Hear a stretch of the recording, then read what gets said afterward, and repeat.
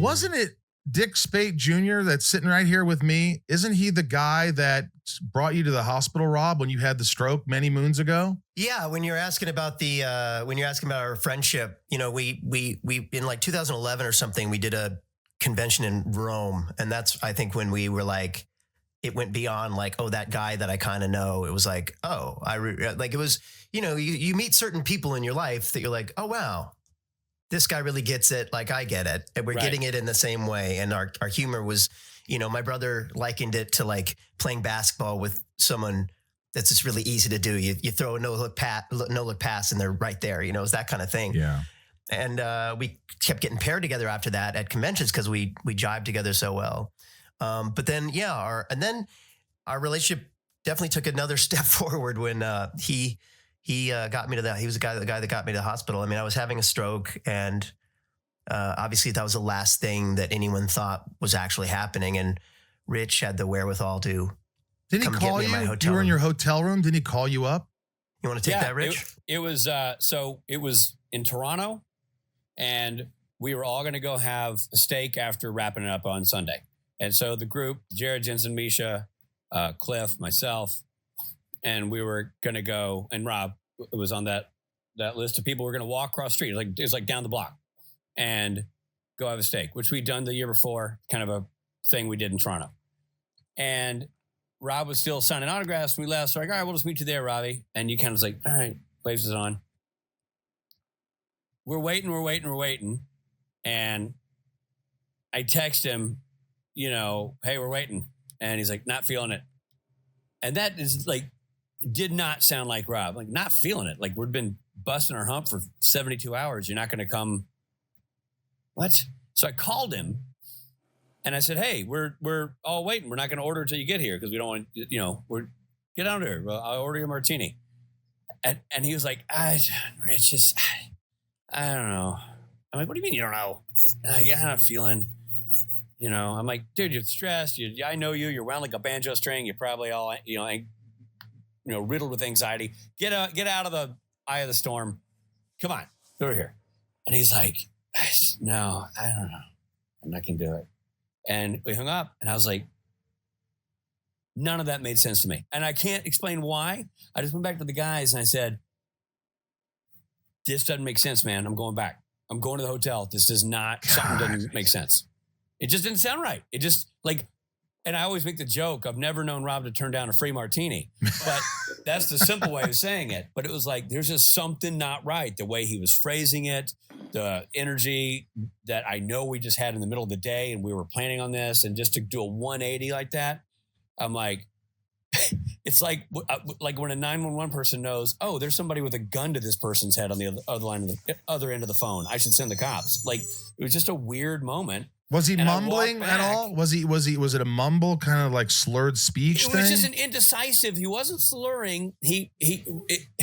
And I know this sounds again like a bit, but Rob's sort of natural speech pattern. And remember, it was going to progress and get worse as the night went on. But at this moment, his natural speech pattern lent itself to not revealing what was going on. His sort of, comedic, like, really? That became the speech pattern, but he wasn't coming out of it. It was like he would just keep doing that, as opposed to, Rich, I'm not feeling good, man. I got to lay down. I'm shot. That's a sentence. I could go, oh, okay.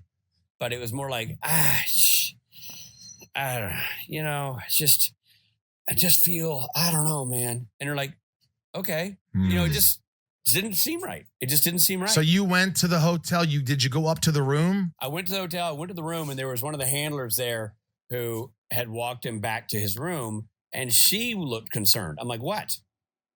We have handlers walking us to and from our rooms. And she was like, I don't know, man. He just seemed out of it at the end of the autograph session. And I'm like, okay, I'll go talk to him. And she goes, but he didn't want anybody in there. And we're like, well, I'm going in there.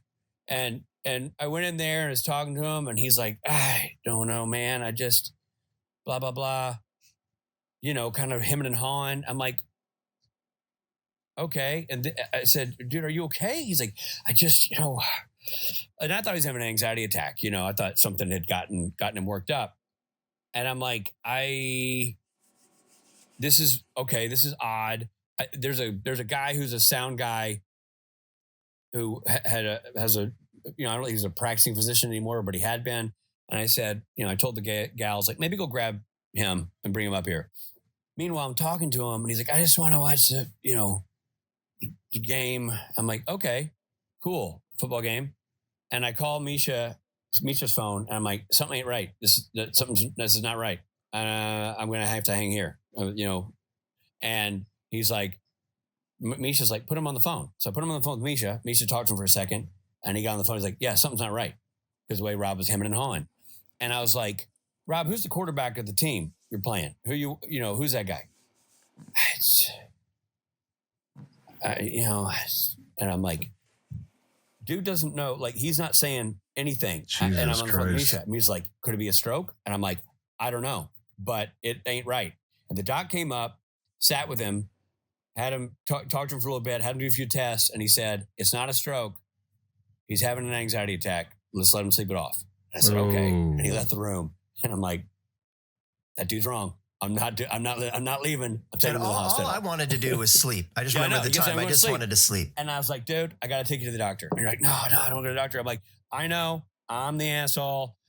If I'm wrong, dinner's on me. But I got to take you to the doctor. If he would have slept and you would have said, fine. Because a lot of people, it's a long day. You're out with your friends. You're thinking of things. You want to go out for a drink, watch football. You go, he's tired. Most of the time, it's just fatigue. It's anxiety. I get that. If you let Rob go to sleep, we might not have Rob. Is that fair to say?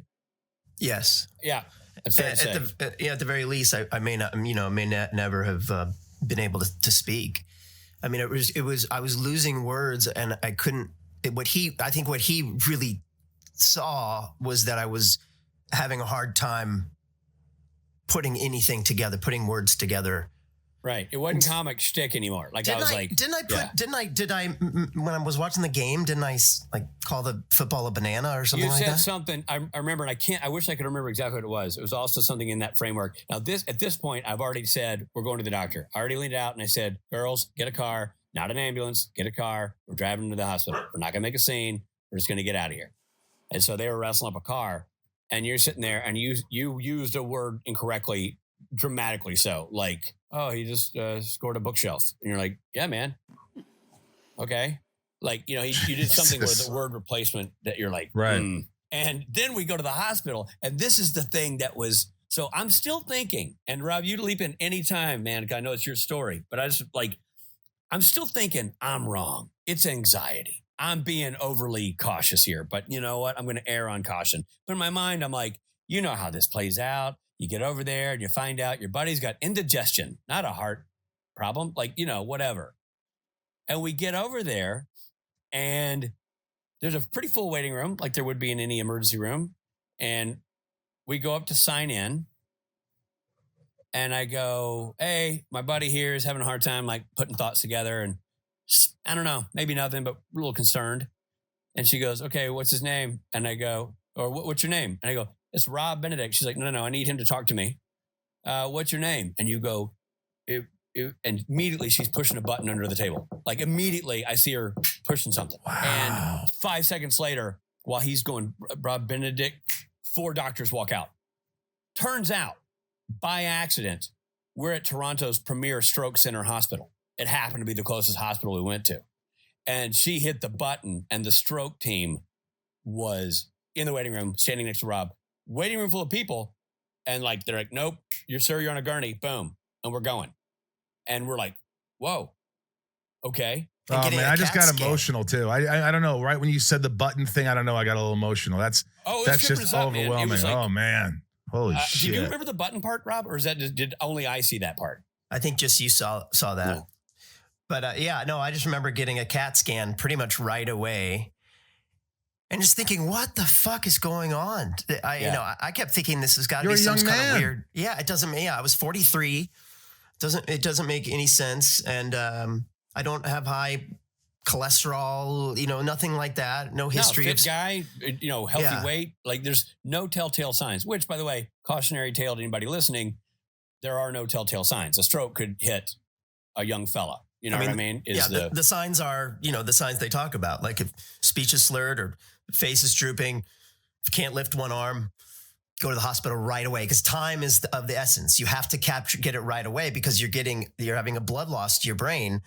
And so then these doctors are around around me back in this room. This is how I remember it. And this really strict kind of doctors, like you're having a stroke. We need to give you this medication, this blood clot buster. Right. That's, but there's 17% chance. I remember, I think there's a 14% chance it kills you. It kills you. And I remember the dude coming out. I'll never forget this. This was like a moment, man. I'm standing there. I'm as close to next of kin as he's got, at this moment. And Rob's in the bed and I'm standing there and the doctor, who, by the way, he's not a stand-up comedian. I get it. Right. Real cold. Like he's a stroke guy. His bedside manner is, I'm going to give you the facts and you need to tell me an answer right now quickly. And they're wrapping Rob an IV around his arm. And they're getting the needle in and the whole thing. And he's like, here's what's going on. You're having a stroke. You have this % of brain damage right now. The medicine you need, I can't remember the name of it off the top of my head, but it's a very common stroke emergency medication. The medicine you need, I need to give to you right now. There's a 30% chance it does nothing. There's a 50% chance it will, 55% chance it will reduce the damage. And there's a 14 to 15% chance it will kill you. It'll cause more bleeding in your brain and you'll bleed out. And they need to know that now. Yeah. And Rob goes, Molly. And I said, I think he wants to call his wife Molly. And he looked at Rob and he goes, Molly can't help you right now. And I was like, whoa. And I remember Rob and I looked at each other and we both started laughing because it was like crisis laughter. I was like, motherfucker, like, this ain't a bit, man. This guy just said there's a 15% chance. And I'm like, are you wrapping his arm to give him the drug right now? I am. As soon as he nods his head, yes. If he were unconscious, I would have already given him the drug. He's conscious. So by law, I have to get his approval. The second he nods, yes, we're pushing in the drugs. And we'll find out in 48 hours if it does nothing, if it helps, or if it kills him.